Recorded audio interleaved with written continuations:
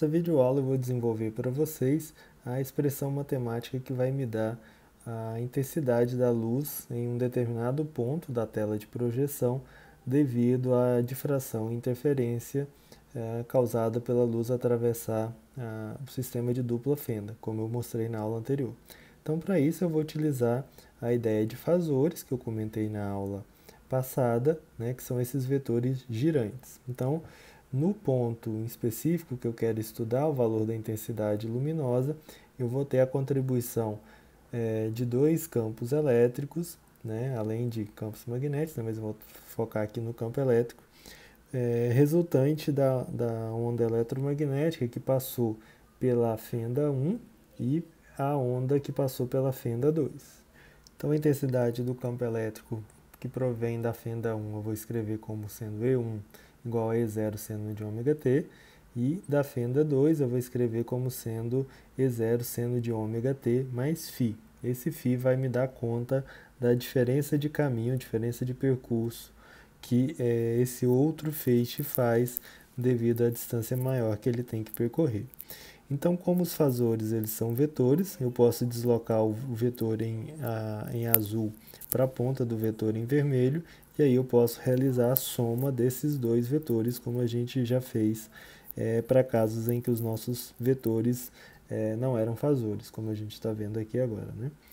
Então, nós estamos interessados nessas componentes verticais, que é o E1 e o E2, e vamos imaginar que por um certo instante de tempo, o vetor E1 ele faz um ângulo ômega t com o eixo horizontal. E tem também uma diferença de fase φ entre o vetor E1 e o vetor E2.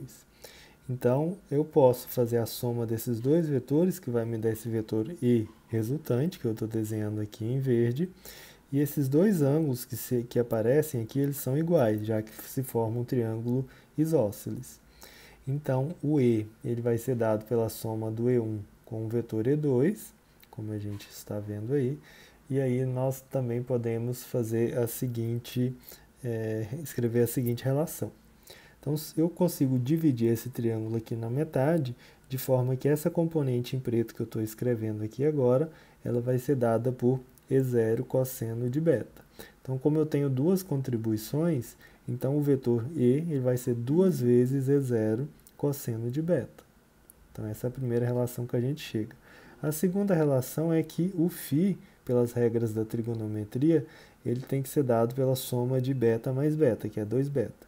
Logo, o beta vale φ dividido por 2.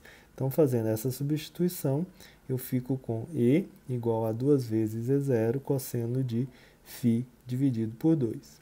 Como nós tratamos a intensidade como sendo proporcional ao quadrado do campo elétrico, então eu vou já logo de cara levar essa expressão que eu escrevi agora ao quadrado.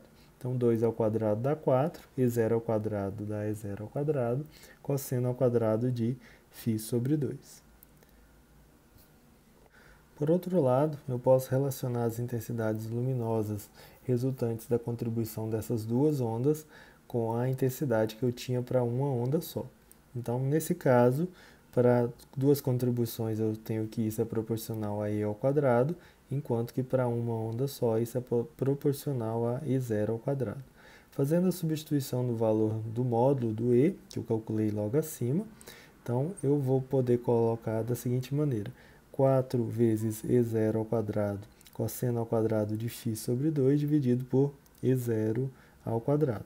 Posso cortar os valores de E0 ao quadrado e eu fico com o seguinte: a intensidade resultante dessas duas contribuições vai ser igual a 4 vezes a intensidade inicial vezes cosseno ao quadrado de φ sobre 2.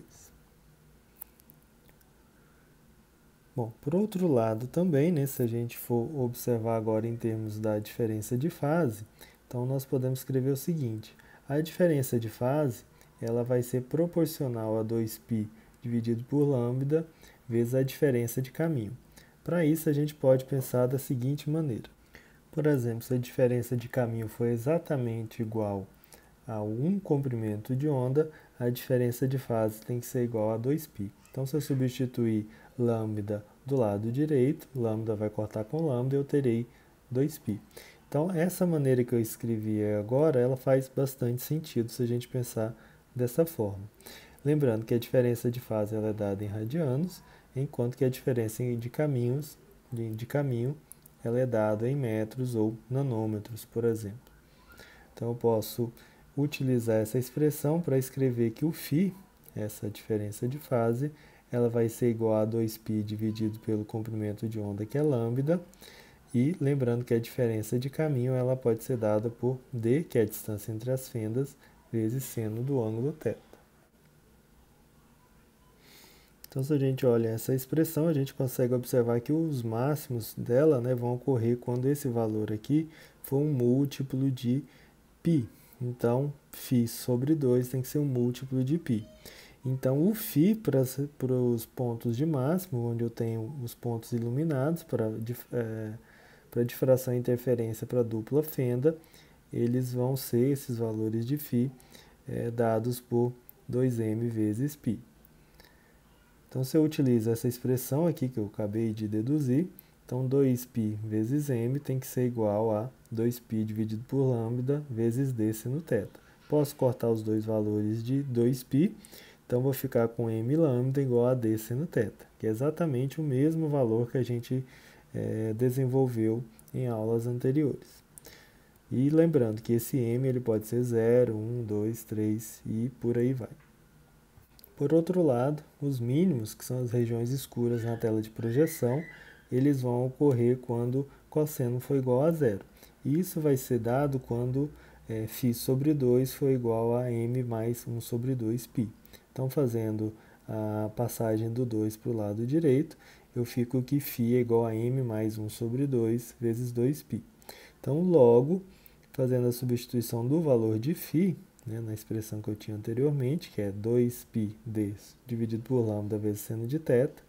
Então, substituindo isso aqui, nós vamos ficar com o seguinte: m mais 1 sobre 2 vezes 2π tem que ser igual a 2π vezes d dividido por lambda seno de θ. Cortando os valores de 2π, eu obtenho a mesma expressão que a gente chegou em aulas anteriores para os mínimos de intensidade na tela de projeção, que é m mais 1 sobre 2 vezes lambda igual a d seno de θ. Para qualquer valor inteiro, para m igual a 0, 1, 2, 3 e por aí vai.